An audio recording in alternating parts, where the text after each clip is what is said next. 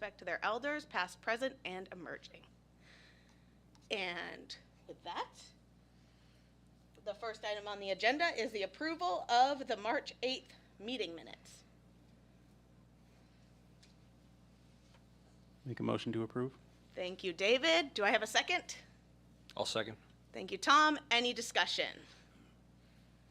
Hearing none, we'll move to a vote. Hillary?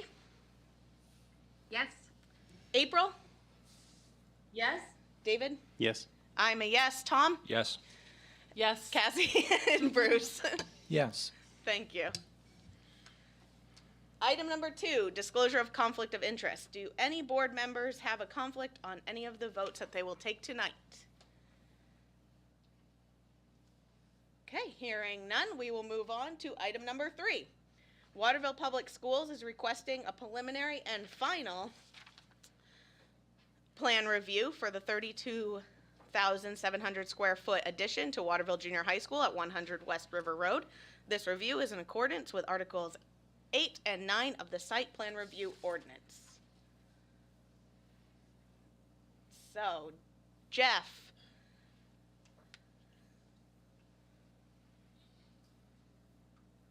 Yes, I missed the last part of the introduction. Good evening. Good evening. So, yeah, I'm Jeff Allen from A.E. Hodson Engineers, and I'm representing the school department this evening. And as you said, we're looking for preliminary and final approval for the expansion or the addition of the Albert S. Hall School to the junior high building over on West River Road. So I think we discussed this one time earlier, and I can go through a description of the project if you're interested, or I can just note any of the issues that were raised last time and how we're addressing them this time. I think if you just start with the issues that were raised and we talk through those. Okay.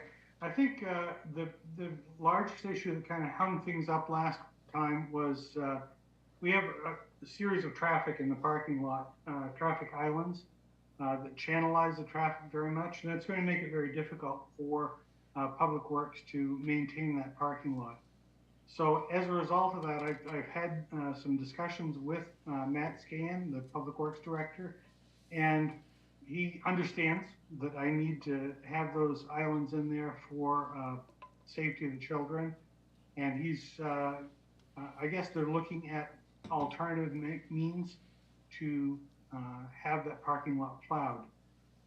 Rather than having a public works crew, they may contract that out, or the school department would contract that out. I'm not sure exactly the mechanism, but we've come to an understanding that we're going to agree to disagree, and have pretty good understanding of each other's questions.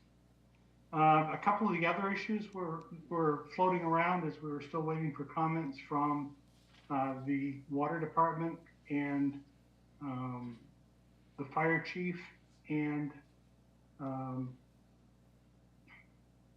there's another one that was outstanding. We've received the comments from the water department and from the city engineer today, and I've left a message for Chief Essler to try to get his comments as soon as possible. And I believe Mrs. Beveridge was planning on putting that as a condition of our approval. I'd be happy to share the plans if you want to take one last look, or one look at them before we vote on this. If I can share my screen here. Okay. Thank you. There. Thank you. Can you see the screen now? Yep. Yes. Okay. So this is the existing junior high building down here. And this is the addition that we're putting on that will become the Albert S. Hall School for 4th and 5th graders. This is the new storage building that was just completed recently, or still underway, but well underway. And so with the new project, I think I've explained before, these are the islands. They're in the parking lot. Let's see if I can zoom in here a little bit. That will channelize the traffic around for buses coming in closest to the building. Parents will have a drop-off lane here adjacent to the curb, and then a bypass lane so they can drop off their child and then pull back out and move on. The other big change we're making is having this second exit here. Right now, all the traffic had to come back to the existing entrance here. It was causing a lot of confusion, some backups in traffic. So we're hoping that this new exit lane, and this will be 2 lanes, exit only, will relieve a lot of that congestion and provide for a smoother flow through the parking lot. On this drawing, you can see I've got a couple stormwater features here and here. These are going to be filters that'll be dry most of the time, except when they have a rain event that they would fill up and sort of gradually filter the water before discharging it into the stream. Out back, this is sort of at the bottom of the hill behind where the storage building is a wet pond, and there's another pond that's down, if you imagine continuing down here, I can show you that drawing, that goes down here, that drains the existing parking lot into a wet pond that's over by this sports field here. Over by the soccer field, which is back up on West River Road, we have a buffer area. And one of the things that DEP had required us to do as part of the licensing is get some test pits done to see if this would all work, if the soils were appropriate for this sort of a design. We had that done and have submitted that information to DEP. We haven't heard back from them yet, but that was a couple weeks ago that we sent them the information. So I guess one of the other questions I saw floating around today was about a traffic meeting. As part of this project, we have to have a traffic movement permit from the Maine Department of Transportation. And what that is going to be a public meeting that's held down in Augusta on May 2nd, I believe, or May 5th at 2 p.m. I believe Mrs. Beveridge could correct me if I'm wrong. But there's a public notice out there about that. And that will be discussing exactly what we're going to do out here. This is sort of a conceptual design of what we think we're going to be doing out here, which is putting in a left turning lane. So people coming down this road, 85% of whom turn into the school, will have a place to pull off and wait while they turn in. Those continuing south toward Augusta or Vassalboro would be able to bypass around on the outside. That hasn't been finalized yet, and that's not part of the site approval that we're looking at this evening. That is work that we'll be doing with DOT separately. Okay, thank you, Jeff. Any questions? David. Jeff, could you go over the plan for where the playground is again, please? We actually have not designed it in. I would imagine the playground will be down in this area out back.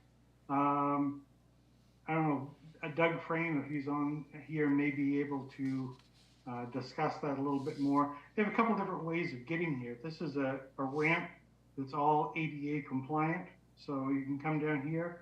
Also, students could exit out the back of the building and come down a steeper slope, but that would be their option or their teacher's option as to how they would get down here. I don't know where else the playground would be other than maybe, I'm just making this up, this area over by the softball field now. That may be easier to get children to without going up and down a hill. I know Mr. Frame has plans in mind for a playground, but they, again, are not part of this site plan, and I'm not real sure where it's all going. Hillary, you have your hand up? Yeah, I think we talked a little bit about the water before, the stormwater pond. You mentioned two today. I feel like we talked about the one before. Can you remind me, there's a fence around them, correct? Exactly, yeah. This other drawing shows a little bit better. This is the pond, Yep. and this is the fence around the outside here. Yeah. This area inside the fence would maybe water, but it's protected. In the other one that's down by the ball field, we have a fence all the way around that one as well. This is the existing, I guess it'd be the right field fence for the baseball field down there, a softball Yeah. field. Right. We're just adding to that. And I think there was some discussion about raising that from a 4-foot fence, which is what I'd originally proposed, to a 6-foot. I think that's a great idea. Okay. And then the other areas for drainage, those, pardon me, those aren't ponds. Those are for drainage, is that correct? Stormwater will run into them, but Yeah. most of the time they'll be dry. They're Okay. and the bottom is only 18 inches deep. So if we had a 25-year storm, the water would be less than 18 inches deep in this pond here and this other one over by the softball field by the road. Okay. So whether or not there's, enough water in it to drown, what is the distance from the side to the bottom, just in terms of depth? 18 inches. Oh, total. So Yeah. if somebody were to stumble, I'm not thinking so much of drowning. I'm just talking about stumbling and hurting themselves. It's not anything significant at all. No, this Got is, it. and this is the area actually beyond the parking lot here. So this is right now. This is where the buses park. So Yep. the children are not usually in that area. Likewise over here, it's there's always concerns, but it's fairly shallow. And unless there's a large rain event, these are designed to drain dry in 24 to 48 hours Perfect. after a 1-inch event, I believe it is. Yeah. Okay. No, so the kids do run around that area after school for extracurricular activities. I'm thinking the junior high students particularly. But it doesn't sound like it's anything significant. Okay. Thanks. Any other questions?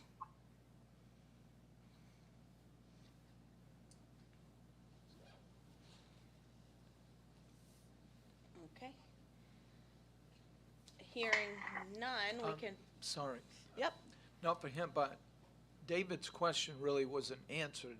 Was Doug Is- Frame on? Is Doug on? No? Okay.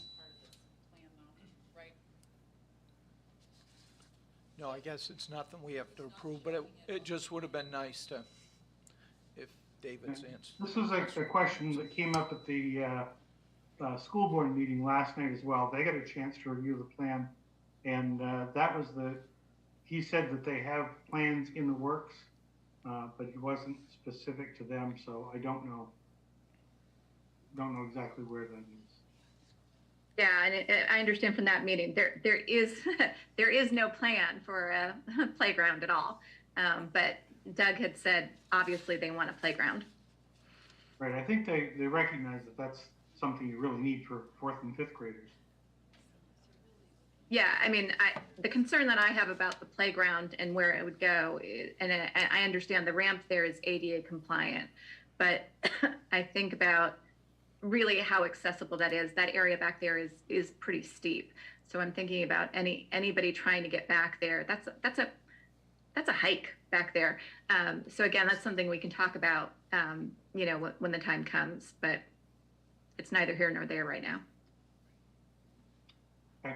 Yeah, it isn't as steep if you go down the ramp because that's 12 to 1 slope. But yeah, it's a ways down there, and so 4th and 5th graders, it would be there a long time going up and down.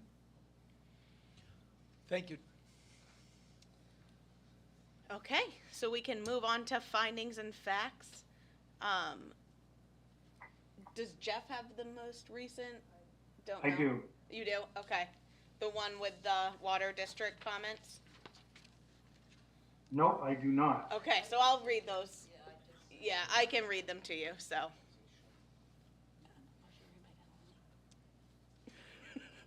Make a motion to read by number only. I second that motion. Hillary? Yes. April? Yes. David? Yes. I'm a yes. Tom? Yes. Cassie? Yes. And Bruce. Yes. Thank you. Okay, Jeff, number 1. True, Number 2. true, Number 3. true, Number 4. true, Number 5. true, Number 6. true, Number 7. true, 8. true.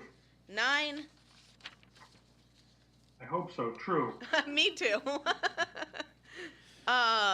Okay, so the conditions that we have, so we had permits, obviously, the fire one, letter from the chief, and then the water ones that were added, new domestic and fire protection services, each must connect to the main within West River Road, and KWD shall approve of the final service and meter size before any plans are issued for construction. Yes, I accept those. Okay. Anything further that anyone would like to add? Jeff, I know you mentioned the fence. Is it 6 feet on the plan, or? I believe I made that change, yes. Okay, great, thank you. I certainly can check that. Okay. All right. So hearing nothing further, I will motion to approve the findings and facts. Second. Thank you, David. And we'll do a roll call. Hillary? Yes. April? Yes. David? Yes. I'm a yes. Tom? Yes. Cassie? Yes. Bruce? Yes. Thank you very much. Oh, Okay, thank you. I'm sticking around for the next one as well. sounds good. We won't put you back out into the metaverse yet. Is there a question? I have Doug. Oh, Doug is on. Pull him in. I'm working on it.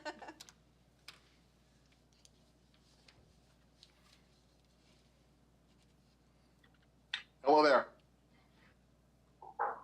Can you hear me okay? We can. Yeah, hey Doug. I just want to thank everyone through the process. We really appreciate it. Looking forward to this project, and everyone's quite excited about it. So thank you for your efforts on it.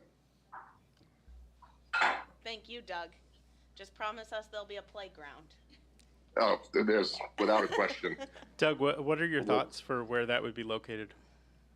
I'm thinking it would be to the right of the ropes, where the ropes course is. There's going to have to be some maneuvering there because of the retention pond, but that's something that Jeff and I will work closely on together. Okay, thank you. You're welcome. Okay. So the next item up on our agenda, Dennis Brockway is requesting a review for revisions to a previously approved site plan for self-storage units to be constructed at 112 Webb Road. This review is in accordance with section 9.4 of the subdivision and site plan review ordinance. All right, Jeff. Okay, this is I'm going to share my screen again just to show you what was approved and what we're going to do. This is Webb Road out here on almost to the Oakland line. And what we approved was this first 2.5 buildings out here for self-storage, and it was going to be tiered sort of in a step-down fashion for the self-storage units.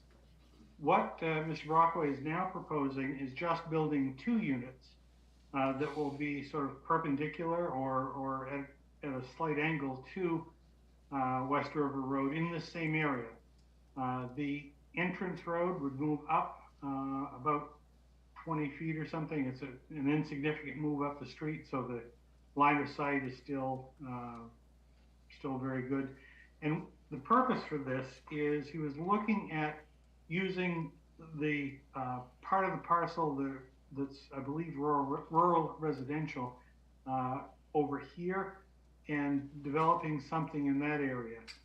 And putting these self-storage units closer to the community landfill area here would allow some buffering between where the potentially residential, I guess, is what he's looking at. And we've gone through a couple different scenarios, but nothing has been really finalized at this point.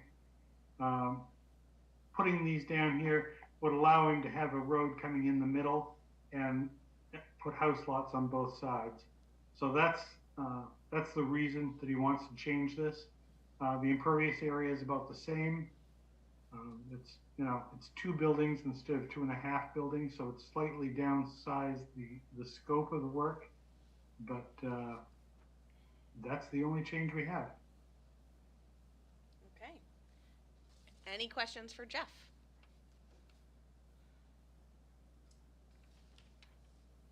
Seems pretty straightforward. All right.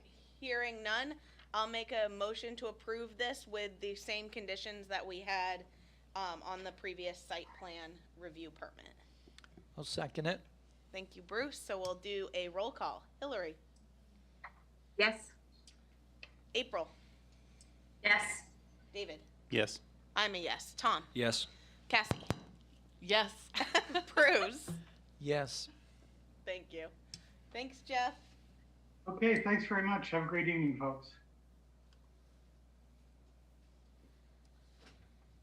Okay, item number 5, where Butler is requesting rezoning from residential B to a contract zone district commercial A for 5 Middle Street and a portion of 72 Pleasant Street, where Butler proposes to use the existing office building and parking lots as the site for its corporate office. This review is in accordance with section 7.1 of the zoning ordinance.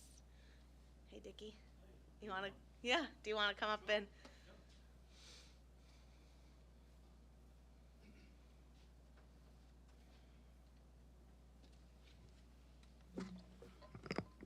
Good evening. I'm Dick Jaguar, representing Ware Butler in the potential zone change. So, any questions for me? Sure. All right. Well, we'll start with questions. So, any questions from the board? Can Ann give us an overview of what needs to change and what exactly? Well, basically, the office building behind the church at Sacred Heart was zoned a residential B, and we want to move our Ware Butler corporate offices to that building, which will need a change to a contract zone commercial A. About how many people will be working in there? Probably tops would be 20 people. And I question if that building's big enough for 20 people, but I won't be there, so I'm not going to worry about it. But I would say 20 people tops, yes. So there was a question from Kelly Corson, I believe, about the parking, right? And I think she asked about how many would be parking there. So you would say 15 to 20, is that what? I would say 20, maybe possibly 25, because there are vendors that will stop in. And but there is parking on the Gilman side of the street where the main door to the office is, the front door. So there'll be the back parking, which was the parking lot for the Sacred Heart Church. So the parking lot's plenty big enough. So. Right. Can I follow up? Absolutely. So just to clarify too, I think this might be in people's minds, so there are no plans here tonight for the church building or the rectory? I guess Not would at be this time. on- No, the owners have no plans at this time. They just wanted to get this approved, to get move the corporate office in there, and so I really can't tell you on what the future of the other two buildings are. No, that's fine. Right. And we do know that the building that you want to rezone was an office before, Right, of course, so, Yeah. thank you. yeah.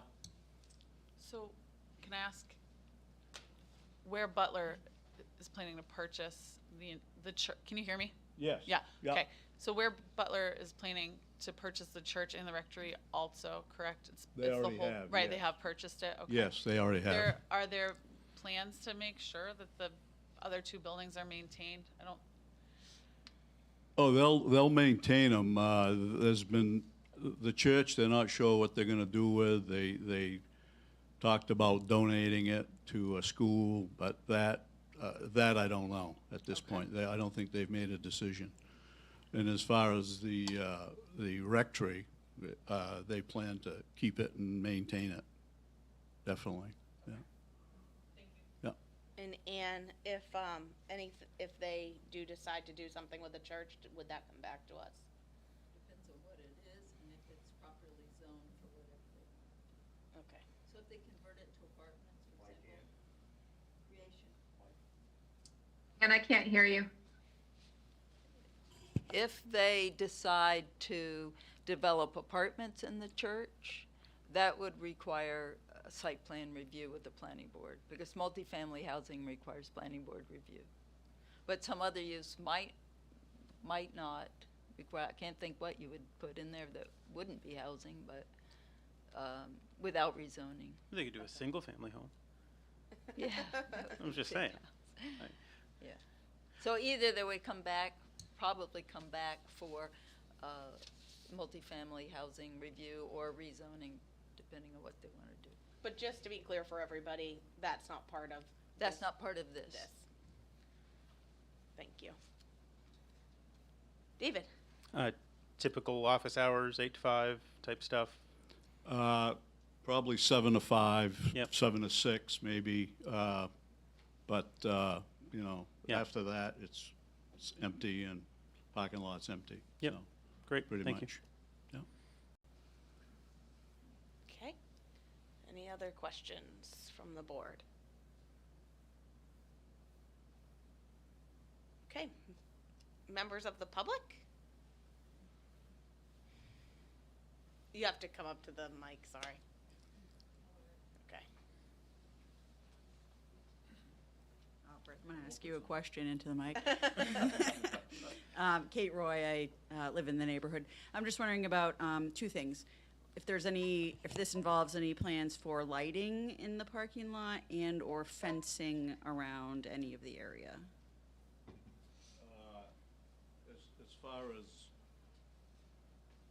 As far as lighting, I can't answer that. I don't even know what's there for lighting right now. As far as fence, there's a fence along the back of the Ware Butler property. And I believe there's a requirement that we'll have to put either a fence or shrubbery again along the abutting property to the office building. Yes, Anne, would you clarify that? Well, that would be up to the planning board to decide how much of the property you wanted to buffer, Okay. because it's an existing building. But at the last review, when this was under. Yeah. Sorry. When this was under your review the last time, the language said abutting residential properties would be buffered. So I guess we heard that Mr. Carter wanted buffering, but I don't think we heard from the residents of the other building at the corner of Gilman and Middle. Mhm. I think the address is 7 Gilman. Yeah, But if this red, were a white. new office, you would have to buffer the residents, so you might want to add that. Okay. and just clarify that. And this does specify, what we're talking about tonight does specify that the lighting has to comply with the zoning ordinance. Okay. Right. Do you know what they have for lighting there now? Is it on the office building itself? I was thinking more of the parking lot itself, which doesn't. Right. Parking lot, we probably wouldn't do a thing with because, we close at 5, 6. But we wouldn't be doing any work in the parking lot, so, yeah, unless it became a security issue, but I don't see us changing anything there. Jeff Carter's not here tonight, but he definitely would advocate for the fencing. Hillary?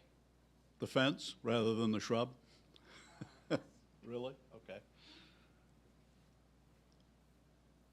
I was just going to say, the questions that I had were kind of similar. It was the question about the lighting, and it was the question about, so just sort of repeating what David had said, the hours of operation, I heard probably, and to the lighting, I heard again a probably. And I think what I'd like to hear are definitives.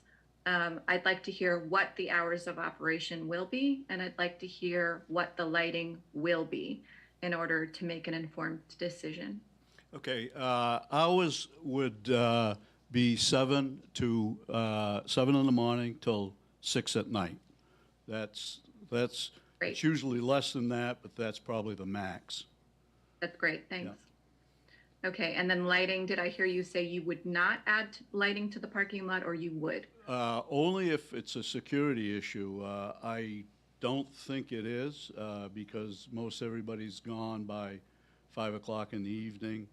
So I don't know what's there for lighting now, so I would think there should be some lighting on the building, so when, Right. in the wintertime when they leave. But other than putting big lights in the rest of the parking lot, I would say, no, it wouldn't be needed. So. And whatever lighting they would decide to put up, if it does become a security issue, would have to comply with the zoning ordinance. Right. Exactly. Right. Yeah, okay. Okay. Rian?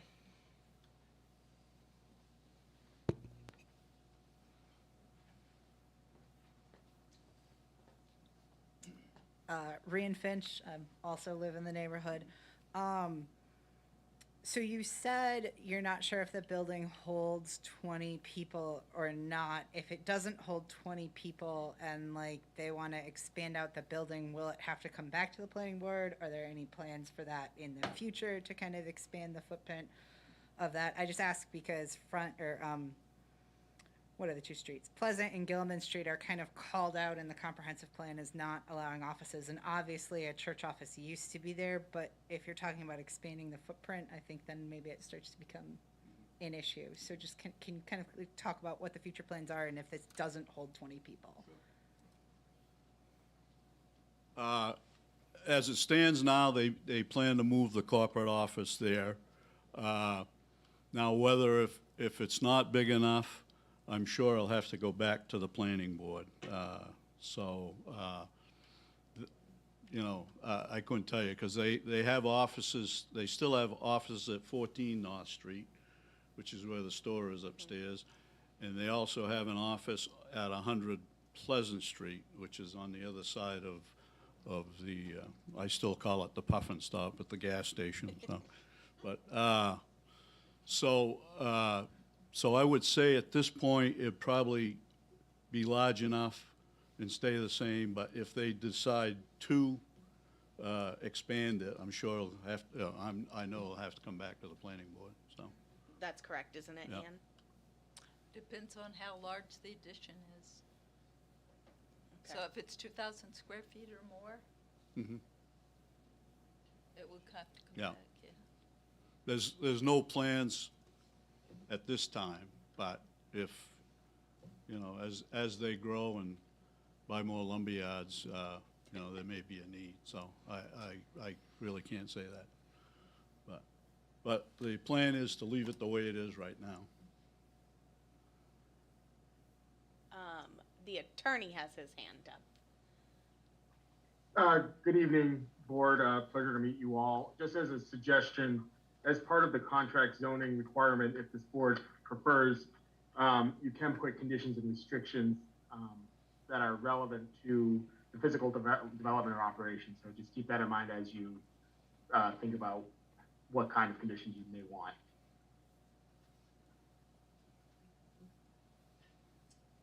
I think that going forward here, what's important or what has been evident to me from the people who live in that community is that they want to maintain the integrity of the neighborhood.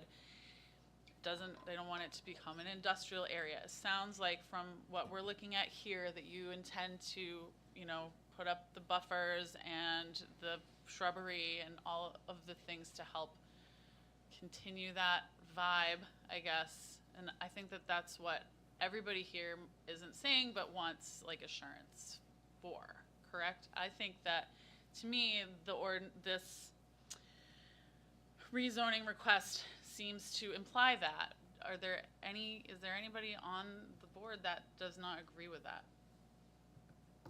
Doesn't think that what Ware Butler is planning on doing would maintain the integrity of like the neighborhood?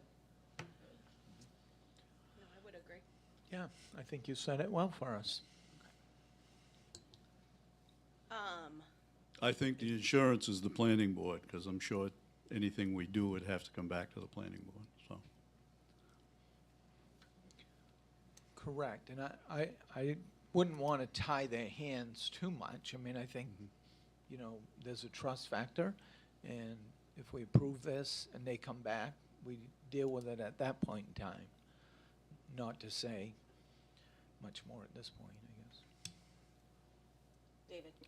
As a show of good faith, would you and Ware Butler be okay with just formalizing some of those restrictions that would force you to come back here, saying restricting any building expansion, restricting parking lot lights, things like that?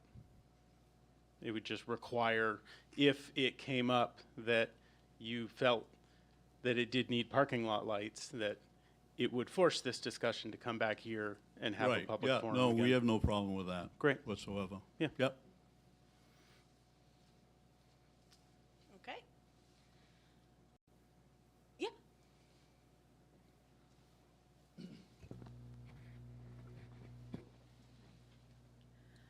So I'm Jennifer Bergeron. As you all know, I also had an interest in this building at one time. And I think this is a great plan for the building because it is an office building. I was told very specifically it could not be used as an office building, but this makes sense to me. Without rezoning, you could not. Right, except I was also told you couldn't. Anyway, we won't get into that. I like this plan. My concern is I had read somewhere that they also were planning to expand the lumber yard into the parking area, and I don't know if that is or is not part of this, and is that something that has to be approved by the planning board? Because if they do, that means the church is almost unusable because it is limited to 3 people per parking space. So, I mean, my interest has always been that is a beautiful church, that's a beautiful building. I think the neighborhood is better by having that building stand. And my concern is if it's unusable, then it'll get torn down. So that's my question.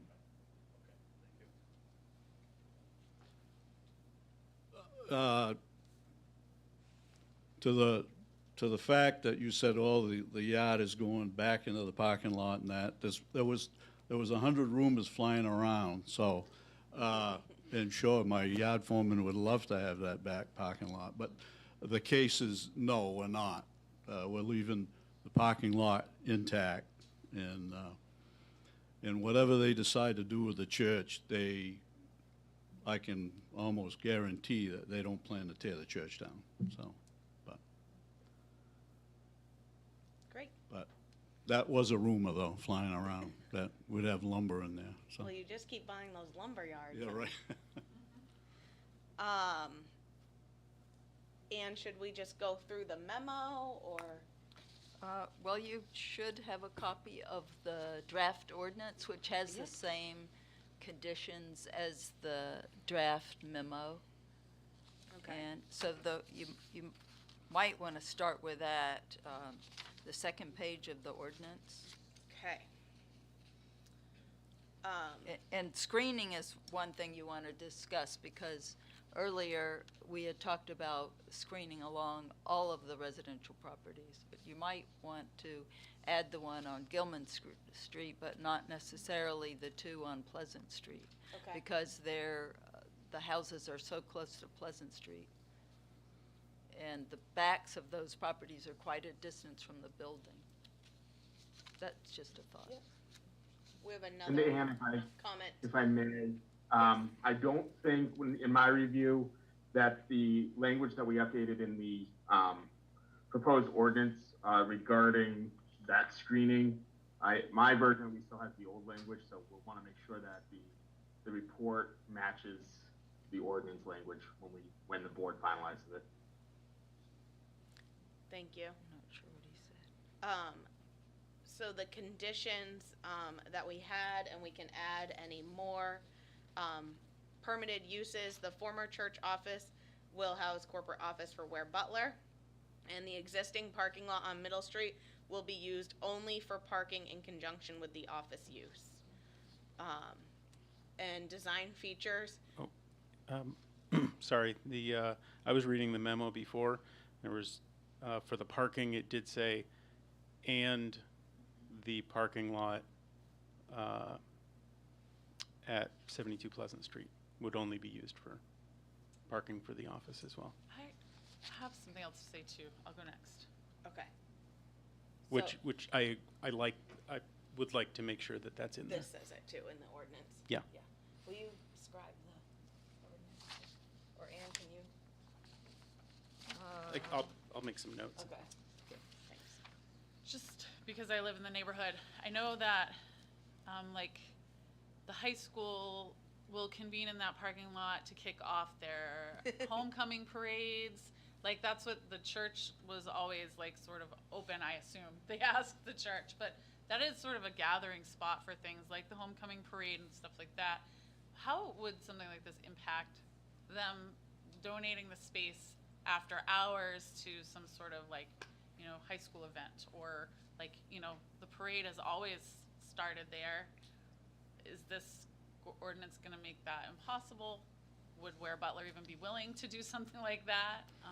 No, we're very civic-minded, and anything like that, you know, they could use the parking lot. So, I mean, I don't see that as an issue at all. Okay. So. Great. So would our language prevent it? Oh, because you're saying because it says in conjunction with office use? Yeah, I can't imagine anybody would Yeah. Would enforce make us that. think about that? Okay. Because No, you don't have homecoming more than once a year, right?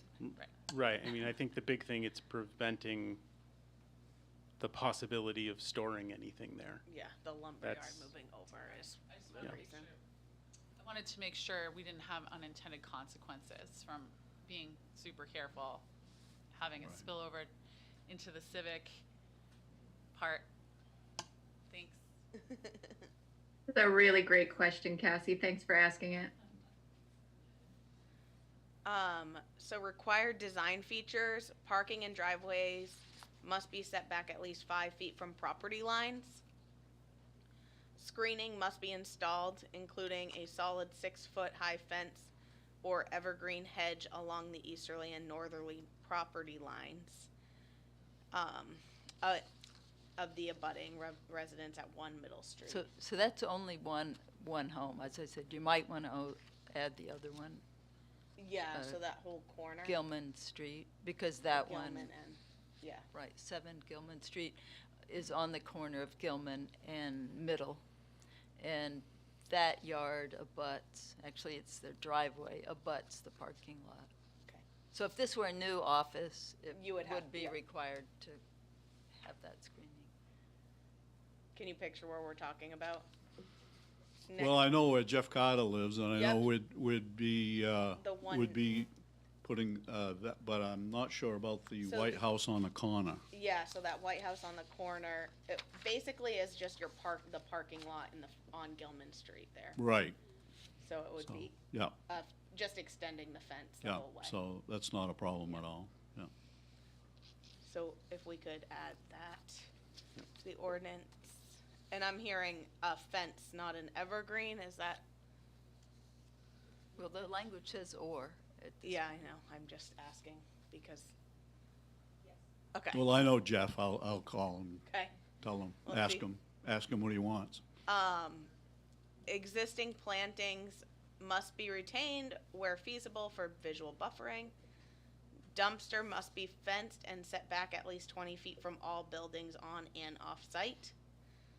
Lighting must comply with the zoning ordinance.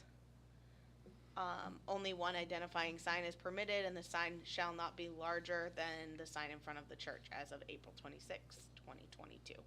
I didn't even see a sign in front of the church. I drove by there tonight.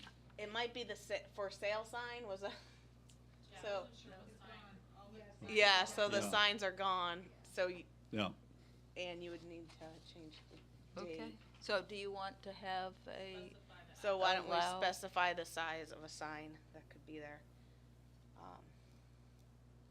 Just need to put in the measurements of whatever previously indicated sign. but they may not even. I don't like even to- think they'll put a sign up on Pleasant Street, Okay, you know, probably on the office building maybe, just a all right, cool. small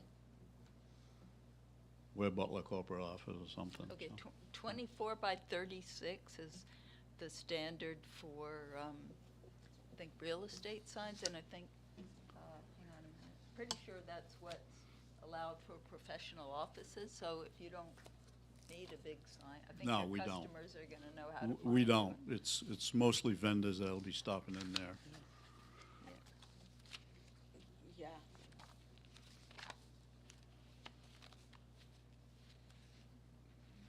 Let's see, signs.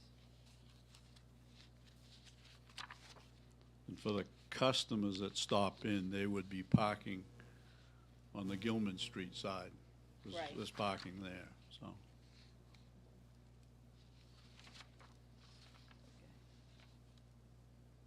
Okay. Yeah. That's, I think it's 5 by 24 inches, if I'm looking at the right section. that's for home Yeah. occupations, but this would be for professional offices, I think. We're looking for, hang on a second.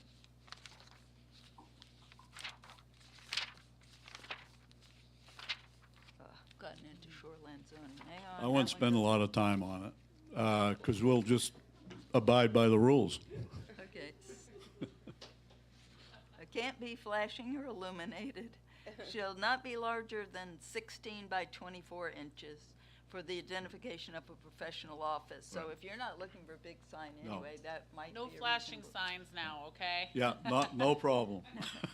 Dix is, he's a flashy kind of guy. He is. So you might want to restrict it to 16 by 24 inches. Yeah. If Yeah. Yeah, that's not a fine. problem. That's fine. Instead of the size of the existing sign, which isn't existing. Who knew? Okay.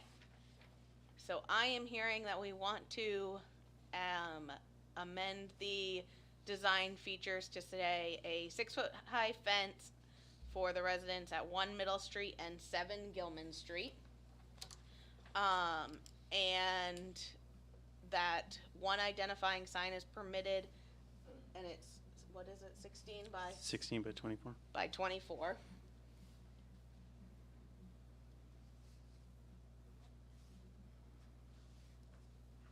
And that, well, whatever language that would say they couldn't do a expansion to the building without coming back here, or parking lot lights without coming back here. Okay.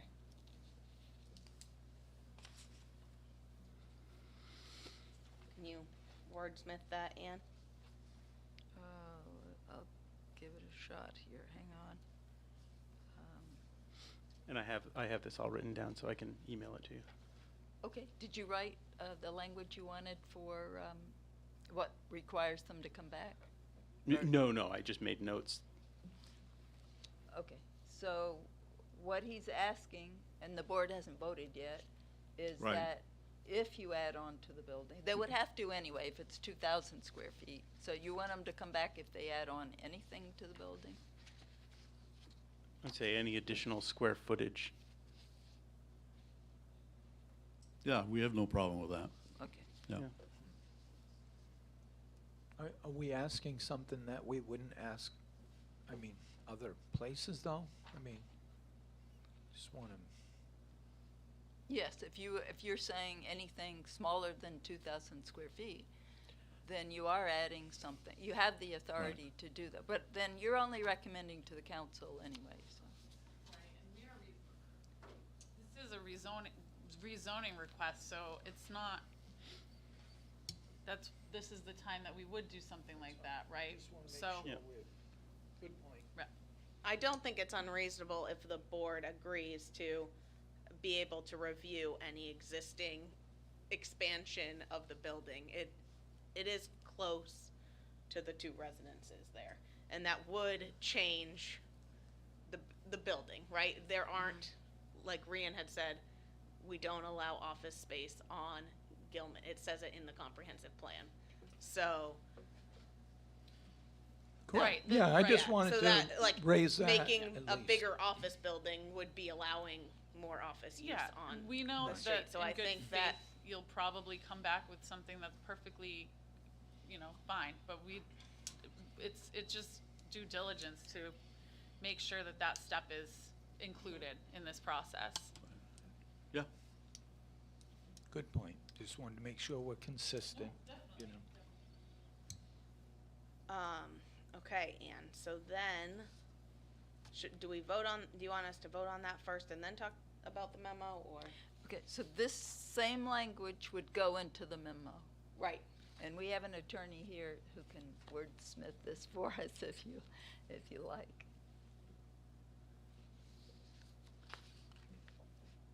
Yeah, happy to. What I would recommend is adopting we can certainly go through the memo, but adopting the report as amended and discussed. And Ann and I can work on wordsmithing it to make sure it matches the required ordinance. So that report that's in front of you is an attempt to be efficient with the board's time because you have to file a report within 30 days of your decision to the city council. And it's pretty much there from what we said tonight with these few relatively minor changes that have just been discussed by the board. Sounds good. So I'll entertain a motion from the board to it. So moved is what he said? Yeah, what he said much I'll more. second it. Great, Oh, well, sorry. David and Bruce.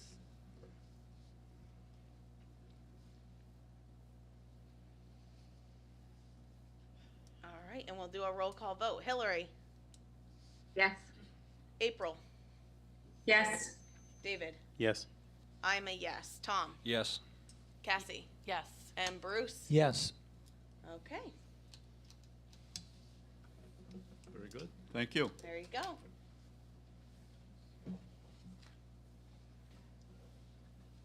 And we can talk tomorrow and finalize everything. Excellent, thank you. Thank you all.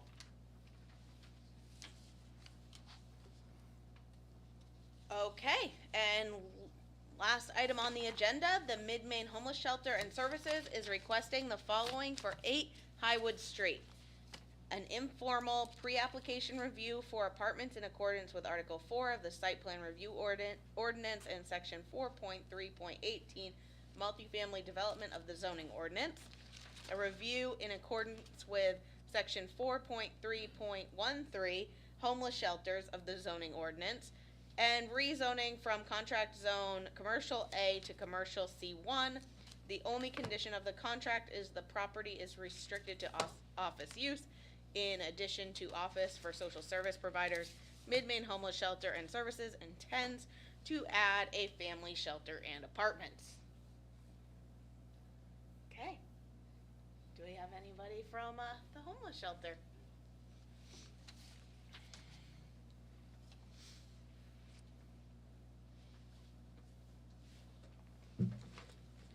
Good evening.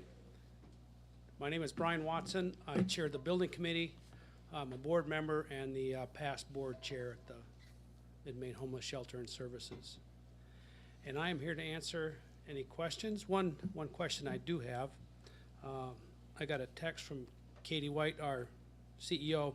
Section 4.3.13 is the homeless shelter section, but that I believe is intended for congregate shelters. We don't have any plans for a congregate shelter at this location, Okay. just as a point of clarity. They're apartments, basically they're apartments. So not a congregate shelter. We do have Katie with us too. Yep, And Katie do you is- want to speak There to she that? is. Oh, okay. It was my understanding that the request was for, Family shelter.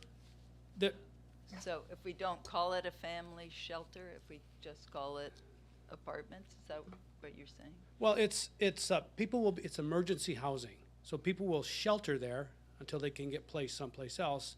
And some of the funding that we're looking at allows us to use about 20% of the space or 20% of the units for that temporary type of supportive, I don't want to call it transitional housing, but that temporary housing, people in crisis, they come in, they can get their feet, and then they go on to other housing. The balance of the units would be mostly all one-bedroom apartments for families and seniors. Okay. Anything else on that, Katie? Yeah, I think the distinction here, the units are all going to be the same. They'd be indistinguishable from each other. What we're trying to achieve is non-congregate family shelter. So congregate shelter is now no longer the preferred method of serving families with children, particularly in the wake of COVID. Younger children are particularly at risk, still not able to be vaccinated. So the whole sector is moving away from congregate shelter. This is non-congregate shelter. We would use it as temporary housing. Essentially, as Brian said, what this allows us to do is use apartments that could otherwise be used as permanent supportive project-based housing. So a voucher attaches to it. It allows us to fund these without having the voucher attached to it because it is intended to be short-term emergency housing while we look to rehouse families permanently in other housing, market-based housing, or other project-based housing. She has to call on you, but I would like to say something. Yes, too. absolutely, but you have to talk into one of the microphones so that they can hear you in the interwebs.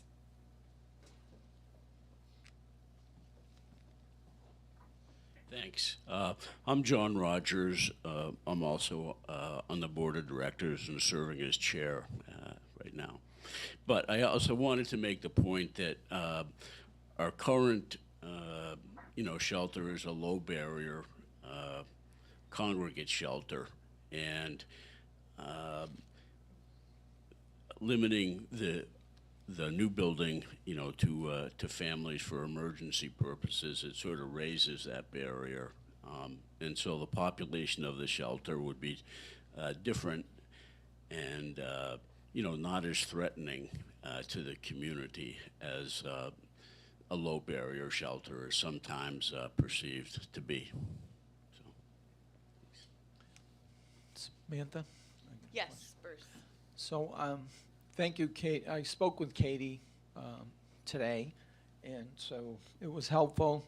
My understanding, though, to clarify, that it would be about 80%, you said, elderly adults. Family And then- and seniors, yeah.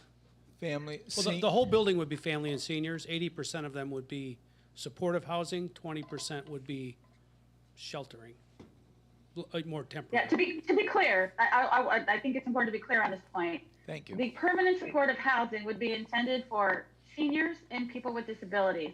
This is one of the hardest populations for us to serve right now, and it's also the fastest growing population of people experiencing homelessness. It's a good combination with non-congregate family shelter for a whole host of programmatic reasons, but everybody who lives in or is staying in the building would either be a permanent tenant in a senior or an adult with disabilities or a household with children. Also important to note that this would be supervised. We'd have staff there 24 hours a day. Okay, and how many exact units are there? Well, we Would don't there know be? yet. I mean, we're still very early in doing this. We've done one layout that showed as many as 30. We're looking at another layout right now that's probably going to be something less than that. So we are, I mean, this is just a big empty building, and we're very, very early in the processes here of trying to determine just exactly what we can do. But it's somewheres in that range, 20 to 30. There'll be some administrative space. There'll be other space that we need for meeting rooms, for example, or storage or maintenance facilities, that type of thing. So if we use the high number of 30, that would mean there would be about 24 units for the Permanent older- supportive housing. Yep. There we go. Hey, got my math still, thankfully. Good job. Thanks to Mr. Pollan back in high school. So the other question is maybe getting a little bit ahead, but what would be the timing of this? You know, I know it's early, but Just as soon as we possibly can. We don't own the property. This is all part of our decision to whether or not we're able to buy this. We have engaged, of all people, A.E. Hodson, who's been a pretty popular person here tonight. I don't know. But Ben Murray, their principal, did the expansion for us, did the design work on our expansion at the existing building, and real pleased with the work that he did. He moved to A.E. Hodson, so he was our first call. So we've engaged them to do a structural analysis of the building. We're looking at how the building's going to lay out, egress, what we need to do for elevator lobbies, things along that line. And then we'll start to lay out the units, and then we'll start to get the pricing. I would expect, I don't know, construction is a screwy thing right now because you can't find time in people's schedules to get things done. I'd like to think that we would be under construction here in 6 or 8 months, and then probably that long or a little bit longer for the build out to occur, but I don't know. Until we get to a point where we can put people under contract and tie them into construction schedules, that's a really tough question to ask, but full speed, we gotta fund it, and we're gonna build it, and then we'll fill it up, so. right. Thank you. No, that gives us a little bit of an idea, and obviously, time is important to your It is. So one of the organization things for us to continue the process. In order for us to make best advantage of that time, what we're considering is to split the development into 2 phases. So the first phase would be, if you're standing on a street, the left-hand side of the building, or that newer side of the building. There is a natural partition that exists there right now. We can close that off. We'd build an elevator lobby on the back of the building. We'd put a roof over the whole thing. We'd take care of the windows, utility connections, that type of thing, but only build out that first half. So that would be probably 60% of whatever the project cost might be. The second phase, in an ideal world, we could go right into that afterwards, but that makes our fundraising a little bit more realistic to come up with enough money to do that, and then dovetail right into the second phase. So that's one of the things that we want to do to get this online as quickly as we can, as we think we can do that quicker if we bust it into two pieces. Thank you again. Yep. David? Have you guys spoken to the housing committee about this project? Not that I'm aware of. Brian, let me take this one. As a matter of fact, I speak to Rebecca Green frequently, and we actually did invite Councilor Green and Mayor Coelho to visit with us and review the plans.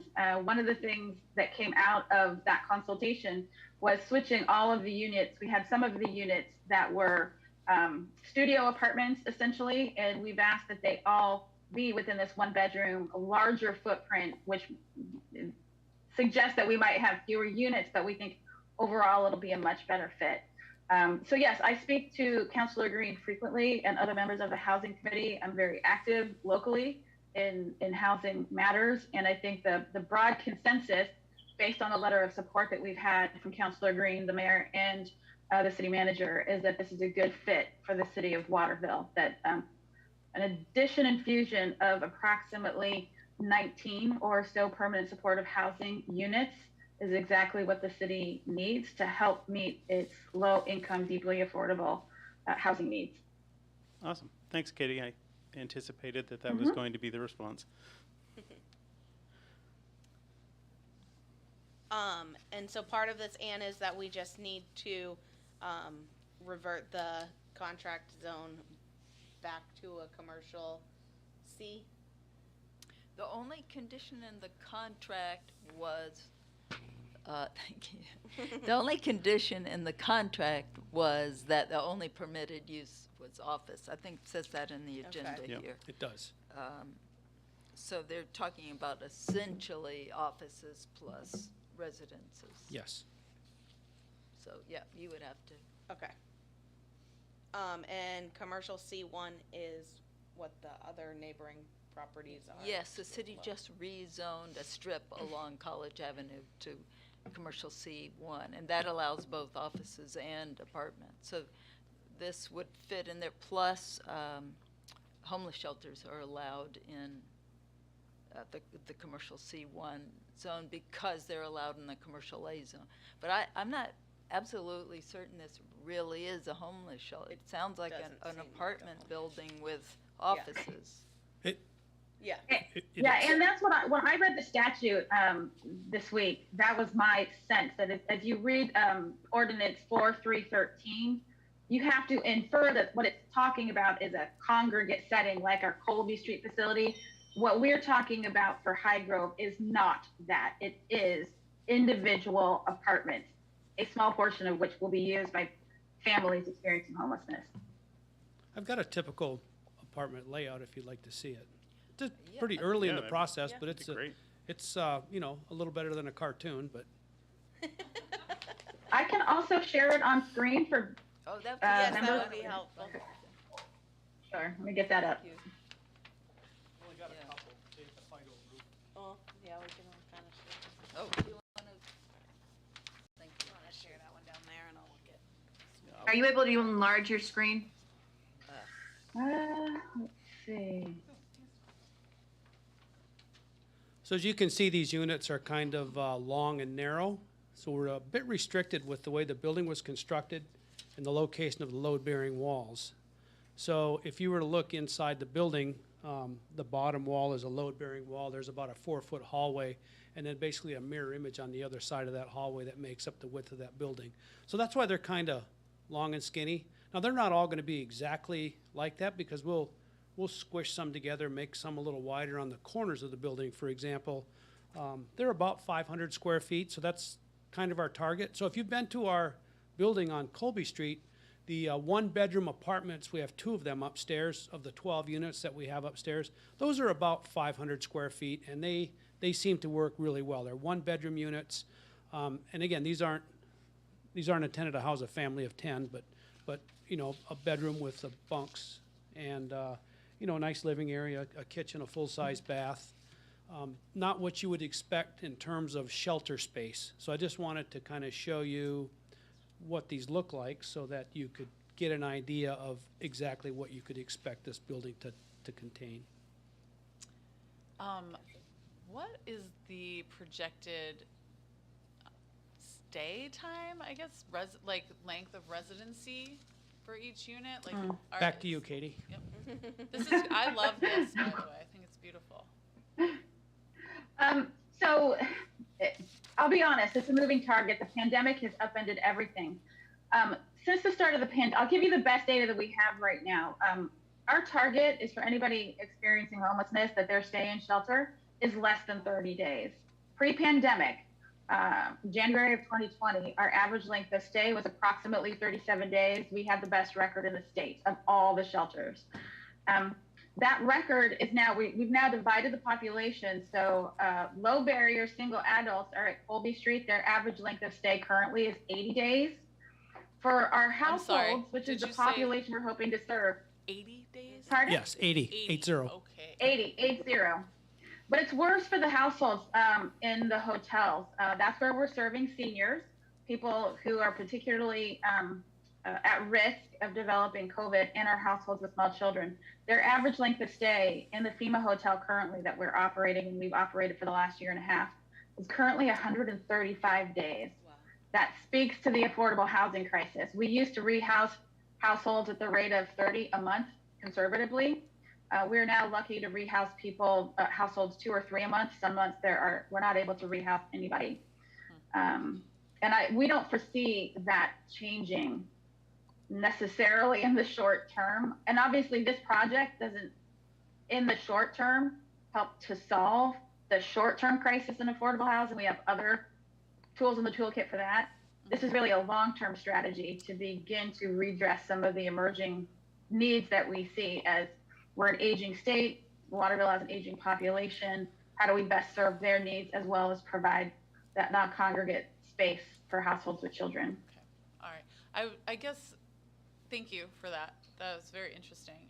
I guess what I'm wondering is if this is going to serve, did you say 22 units? It's somewhere in that Yeah, area. 20-ish. Is this Yep. going to serve 20-ish families or individuals a year, or for 20 groups of people for 10 years? I'm just wondering,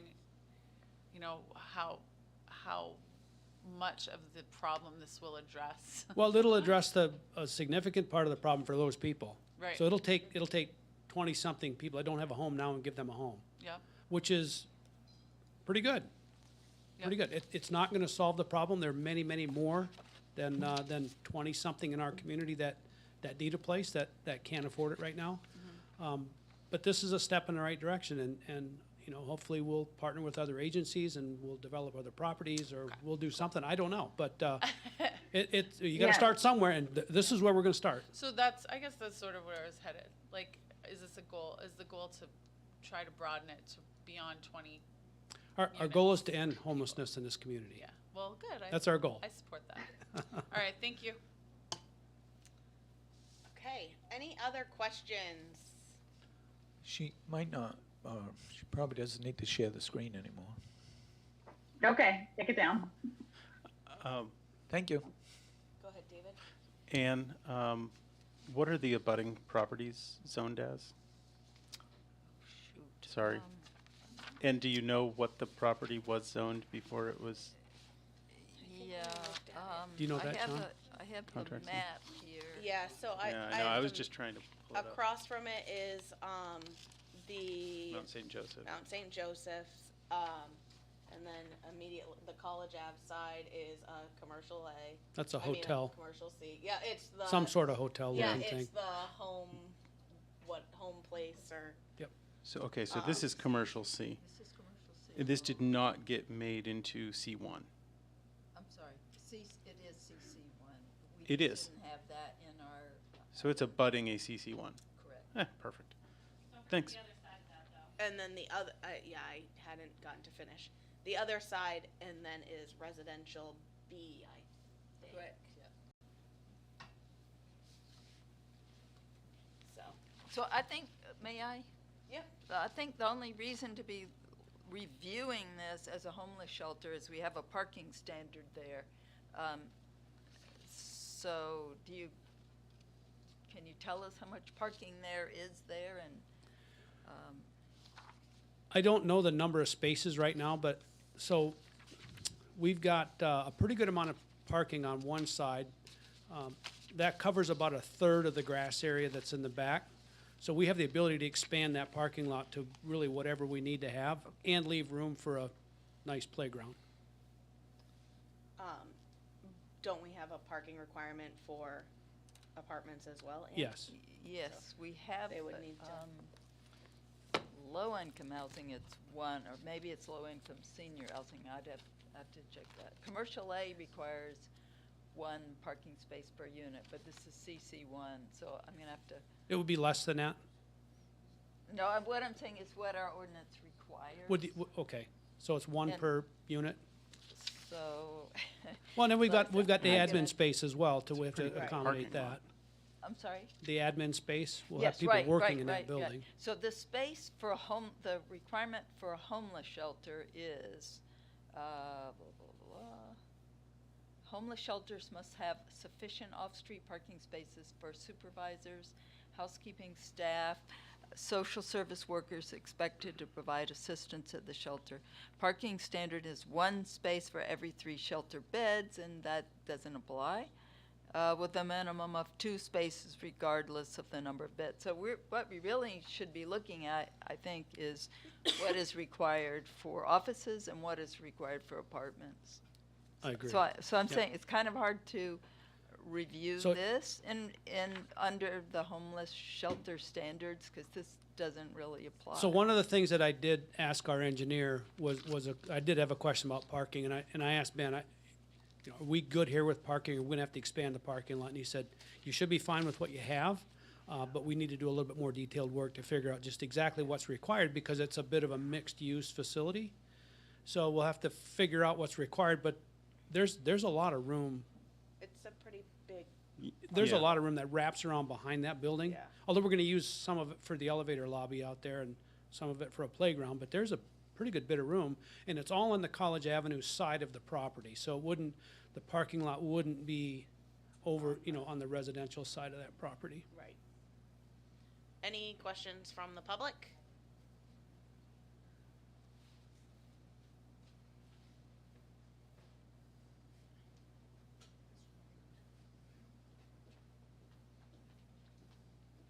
Thank you.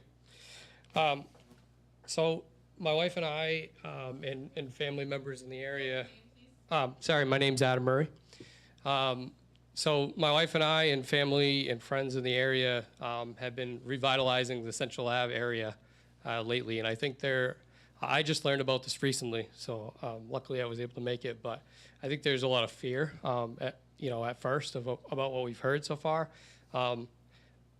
There's obviously a housing crisis in the Waterville area, and we need to deal with that. But I think if working together with the people and the residents in that area, maybe that some of that anxiety can be reduced. But the abutting property is very close. I don't know if you remember, a couple of years ago there was a standoff in that building, and my friend's Lynn, that lives right next door, her house was shot at. So historically, that building was an office building by Health Reach, and the abutting property was the property manager for that building. And so it's very, very close. You can see right in the windows of their house. So what I would ask is, if you do move forward with this, that you keep that in mind. And why it worked originally was because the offices were on that side. Everybody left at 4 or 5 o'clock in the afternoon, and it worked well for them. But knowing that could potentially be residential is more concerning, because there's going to be people there all the time. So I'll leave it at that. I have probably more that I could say, but I think you get the gist of it, and I hope that there's an open line of communication about this as we move forward. So thank you. Thank you. And with commercial C1, what would the buffering requirements be? It depends on how we're looking at this. Again, if we're looking at it as apartments with offices, there wouldn't be a buffering requirement for the apartments, again, if they were abutting so I don't really understand the layout of the building to know. So there is a requirement that you buffer abutting residences from the offices, but not from other So new Again, it's apartments. very, very early in the design process. Right now, we're considering offices on the residential end, where the old house part of the building is on the residential side of the building, but only on the first floor. So above that, the second and third floor would be apartments. Be difficult to buffer on the third floor, but I'm sure we can figure something out. I don't know. I'm sure we can figure something out. But just to talk for a second about your concerns about who's going to be living next door, which is a very legitimate concern. We've been housing people in hotels, the same type of people that we'll be housing in this building now for 2 years. And we have not had any trouble. The hotel operators have been very complimentary of the way that we've managed it, the way that we've staffed it and overlooked and taken care of any issues that have come up. The people that we put in those things have been great. We've been welcomed back. They're just go on and on about how well this is. Now, in contrast, you can look at other places around the country and even around our state where the housing in these hotels has been a bit of a nightmare. That's because there are low barrier people put into these hotels, and we're not going to do that. We're going to have the higher barrier people that don't have certain mental illnesses, they don't have certain criminal convictions, they can't go in there. So because we're going to have families in there. So we can't explain and alleviate all of your fears in a 2-minute conversation. But if you would like to talk about this further, I'd be happy to sit down, and I'm sure Katie would, and anybody else on our board would be happy to sit down and talk about we can show you the apartments that we have upstairs in our building on Colby Street, because it's going to be a similar model to that. Yep. Any other questions? Yeah, another comment? Absolutely.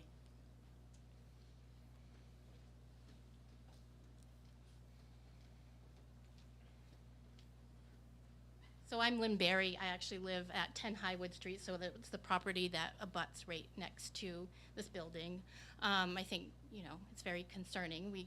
The building's been an eyesore for many years, and then what happened in 2020, and then we weren't able to access our house for 19 hours.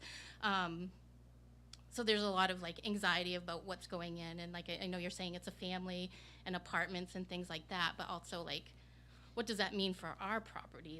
We have an above ground pool. It makes me so nervous now. If you're having a playground, I know that parking lot abuts right next to the back of our yard. We have it fenced in, but it's very easy for you to access the yard. So there's just a lot, to hear that there's, potentially 20 plus families. Are you talking families that's family of 3, a family of 5? That's a lot of extra kids in the neighborhood that, when you have a pool and a yard, that worrying, while I'm at work, I would feel terrible if something happened and I'm not home. So I just wanted to kind of voice my concerns about having that many apartments come right next to our property. Like Adam said, when we bought the house, it was businesses, so it was nice that there was activity during the day, but when we were home from at nighttime and the weekends, it was a very quiet neighborhood, and it currently is a quiet neighborhood. So I just wanted to speak my thoughts and concerns.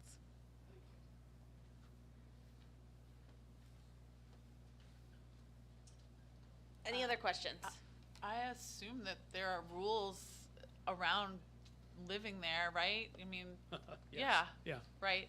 So, there won't be loud block parties or any, We'll invite the neighbors if there are, but yeah. Right, but I mean, right. I think that is sort of what I'm hearing. Yeah. Whether or not it's being said. So again, this is actively supervised. We're on site 24/7. Right. So there are people, our staff on site all the time to look after these types of things. Yep. So we know that there's noise ordinances. We know that there's light ordinances. There's things that we can and can't do anywhere in this city, and that would apply to us as well. If there's the safety and security of our families and our children is really important. So, we're shoehorned into a place now with railroads on both sides and a road that people go way too fast on, right? Yep. It's a difficult spot, but we're able to keep people safe, and we do it because we have fences, we have access, we have supervision, we have people there that know what they're doing. A great relationship with the police, so it's an item to be concerned about, and I appreciate your concern, but we'll have to accommodate kids living next door to a swimming pool. We got to figure out how to make that safe. And maybe, this is just the preliminary. We're going to talk about the rezoning, but thinking of what type of fence would be appropriate and stuff like that, that'll all happen later on. So, they're just bringing their idea, and that's a great time to voice these concerns so that when they come back again, they can say, you were concerned about this, and so we put in this fence to help alleviate some of that. So all of that will come in when they come back, if that helps ease a little anxiety. Yep. So this is a 3-story building, so obviously a fence would be difficult. So I don't know if windows could be removed from that side, that type of thing, but those are some ideas. The other thing that I asked you to speak about a little bit is the accessibility of social services, because typically you put a homeless shelter downtown, and the other location is a great location because it's more centrally located. Would you just speak to that real quick? Sure, I'd be happy to speak to You do that. Katie. One of the reasons that we like this location is its proximity to Educare. The vast majority of our families that we serve access Educare. It's walkable to a lot of things that families with children like to access. The intention for this project, and family home, so I'm gonna be really clear, family homelessness is a very distinct category of people experiencing homelessness. I think where most of the energy and where people have a lot of anxiety is for low barrier. That's what we do at Colby Street. That's where we have no barriers to entry. We accept people who are substance users, who have convictions, and who have major mental illness. That is not going to be the intention with this property because we have to safeguard our children, our guests who are children. So the idea behind this is that this will just be apartments for seniors who are not known to be public safety concerns, and a small number of units utilized by families who, again, are not typically public safety concerns. Can I speak to that too for just a second? Yes. I'm not affiliated with a homeless shelter, but my daughter is, my daughter and son both are students at the public schools, and they have a number of classmates that are homeless. And something that was hard for both of my kids was dealing with watching people they made friends with who happen to be homeless being transient and leaving the area.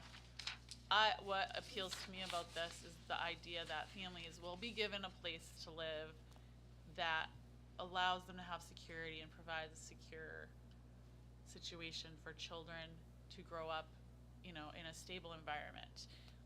So that's You should be affiliated with the homeless shelter. oh, thanks. But it is something that that's one of the reasons I was wondering about the timeline, how many families, and what is confusing to me is I feel like it was stated that most of these are 1 bedrooms. Are you putting Yeah. like bunk beds and a Yeah. parent in? Well, okay. It's better than a hotel Yeah. room. It's That's right. it's the plan right Exactly. now. Yeah, it's a plan right now. Yeah. Yep. Okay. Great.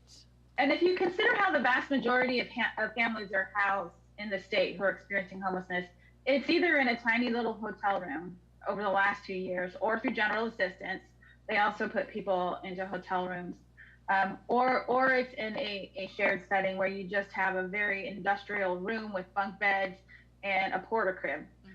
This is supposed to be a lot more humane. One of the things we know about adult homelessness is that the risk of adult homelessness is exponentially higher when you've had a childhood experience. So we really want to mitigate that fear of a childhood experience. We want it to be a family friendly, just another little stop. We're living here for now, but to all intents and purposes for our youngest children, this feels like just a temporary home as we look for our forever home.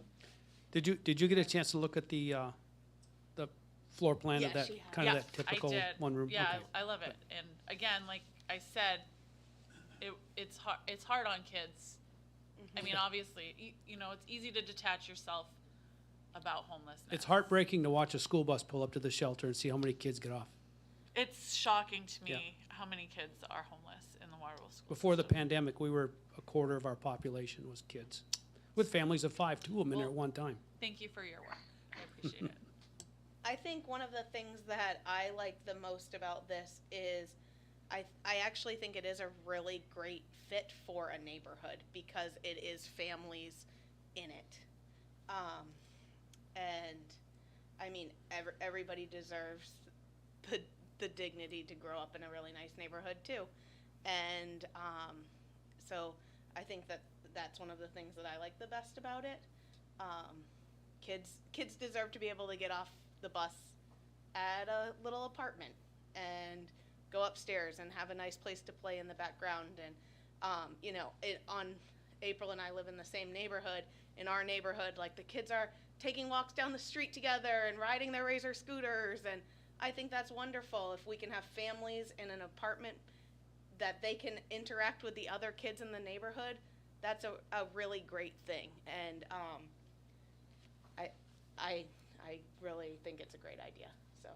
And, Thank you. and we all, just to reiterate, there's supervision. Well, I don't want to harp on certain things that reinforce negative stereotypes, because that's not my intent.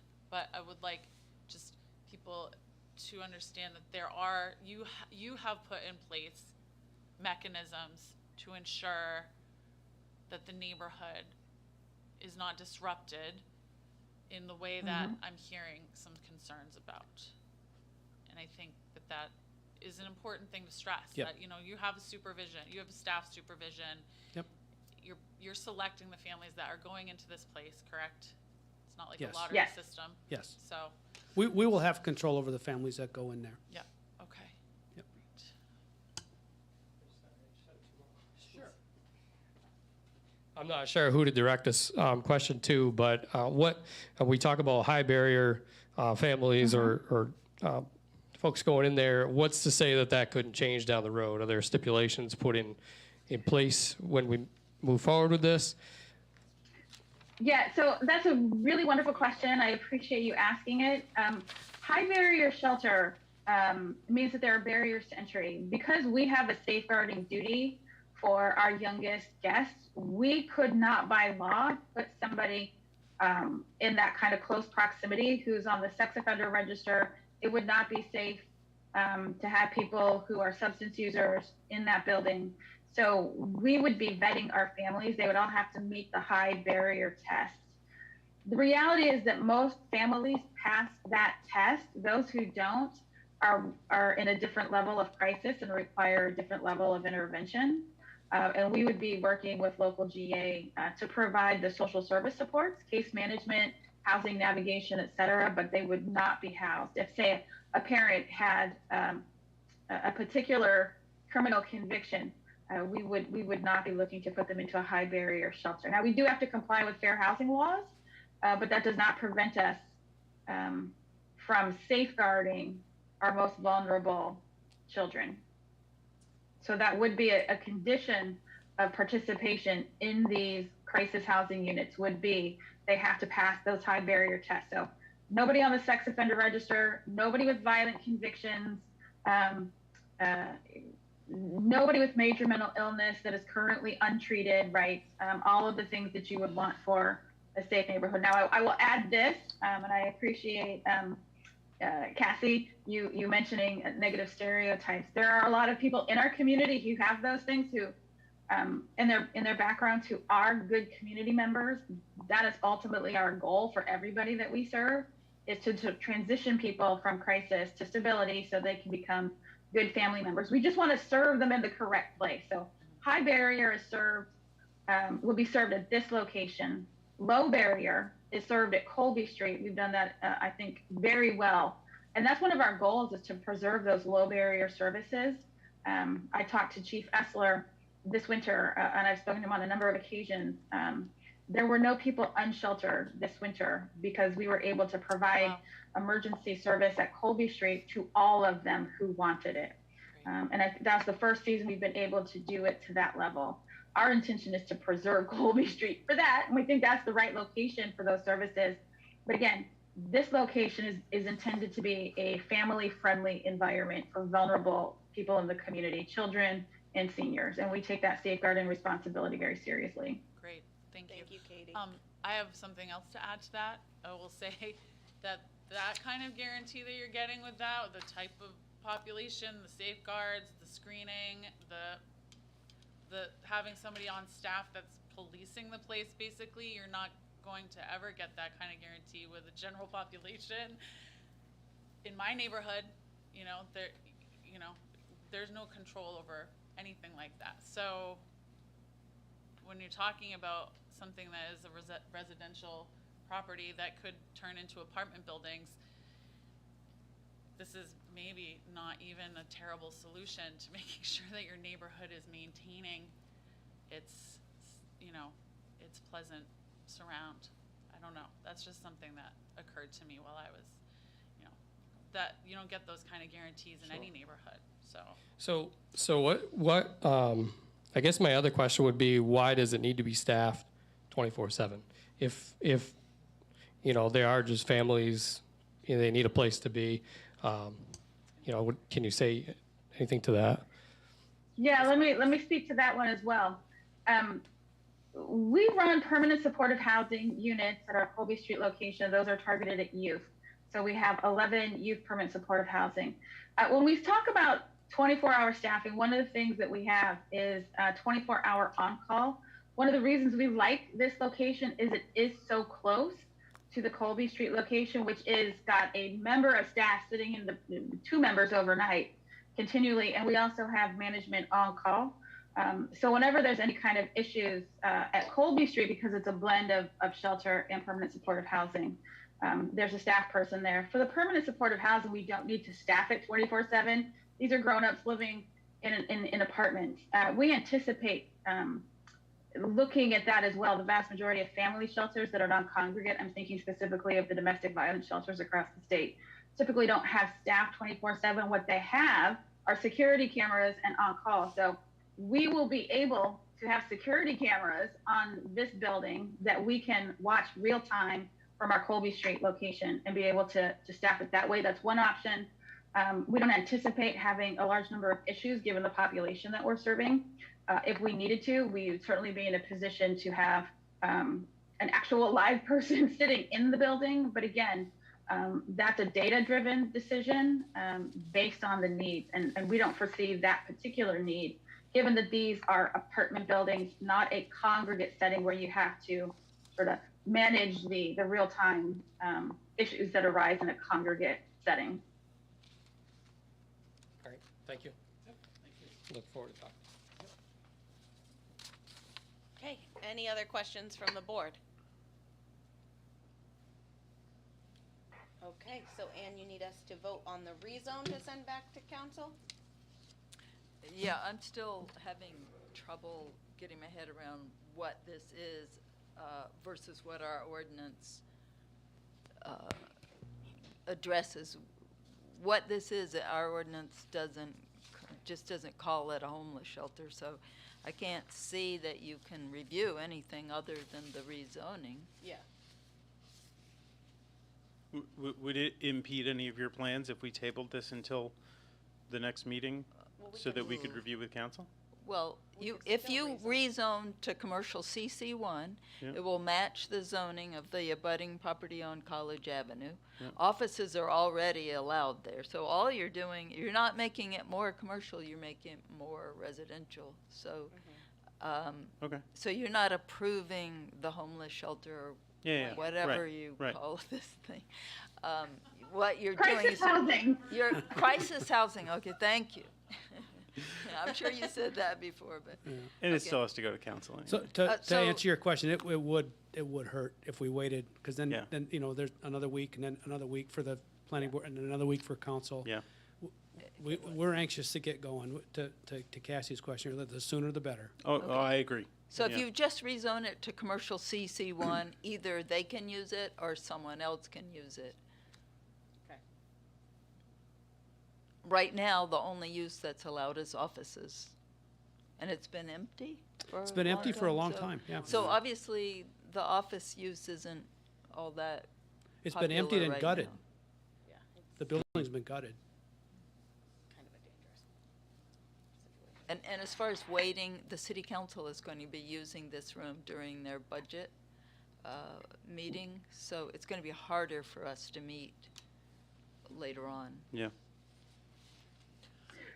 For what it is worth, Okay. we also have 2 deadlines that we're pursuing. We're pursuing $5 million in funding from Maine Housing. We have a deadline for that RFP of the 2nd of June. And our option to purchase this property, I think expires, Brian, correct me if I'm wrong, on or about the 28th 28th of May. of May. Yep. Correct, yeah. So I'll make the motion to rezone this property to commercial C1. Second it. I just, all right, go ahead. It's fine. Okay, so there's yeah. a motion and a second. still Any ask further questions, discussion? Have you? Could I ask a, Have they purchased this property? No, This is their their- option to purchase ends in May. We Somebody's- bought a first right of refusal. It expires May 28th. All right, great. I can't hear you. Okay. Yep, go ahead. Hi, my name's Fergal Sample. I live on Central Ave. I wanted to clarify. Apologies for not being there in person tonight, but I just wanted to clarify. You mentioned the second phase of the project. Would that involve any additional construction outside of what the building's footprint is? The only construction that would occur outside of the existing footprint in either phase of the project is the addition of a vestibule in the back for an elevator. Elevator, stairway, that type of stuff, much like there is on the back of Sacred Heart Church. And then playground, maybe some parking lot expansion, fences, landscaping, maybe some exterior work on the building, but no significant increase to the footprint of the building, other than the vestibule in the back for handicap access and elevator. Okay. And then the other thing I just wanted to throw out there for consideration is living on Central Ave, we're seeing more and more traffic cut through here to avoid the lights of College Ave and going down College Ave. And with the Kennebec Water District building their facility down at the end, we're probably going to see more traffic. And it's just something that I would highly encourage you to reach out to the residents in the area if possible. Like Adam had mentioned, we'd love to talk to you more about, just learn more about it, the project, and just be considerate of some of the traffic that this might create, because there's a lot of small kids on the street and there's no sidewalks for people, and they do walk up and down the street and they're on their streets and bikes, and so there's some older kids and who are on bikes and out and about, so just a consideration. Okay. And we should make, I think most people know, but this will go to the city council for 2 more readings. So there'll be plenty more of chance for public input. After you meet, if you have concerns, certainly can be raised at council meetings. They're more equipped to hear, like, we're only following a law that stipulates whether or not we can rezone it, right? Other concerns would be better addressed in front of city council for your future reference. But this would have to, in my opinion, this would have to be reviewed by the planning board because it's apartments. So they would have to come back here for site plan review anyway. But the first step would be rezoning commercial C1. Okay, so there's a motion and a second on the floor. So Hillary seconded. Hillary seconded. Thank you. So I'll do a roll call. Hillary. Yes. April. Yes. David. Yes. I'm a yes. Tom. Yes. Cassie. Yes. And Bruce. Yes. Okay, great. Great. Thank you. And I will entertain a motion to adjourn. And everybody wants to stay? So or- moved. Yeah. Thank you.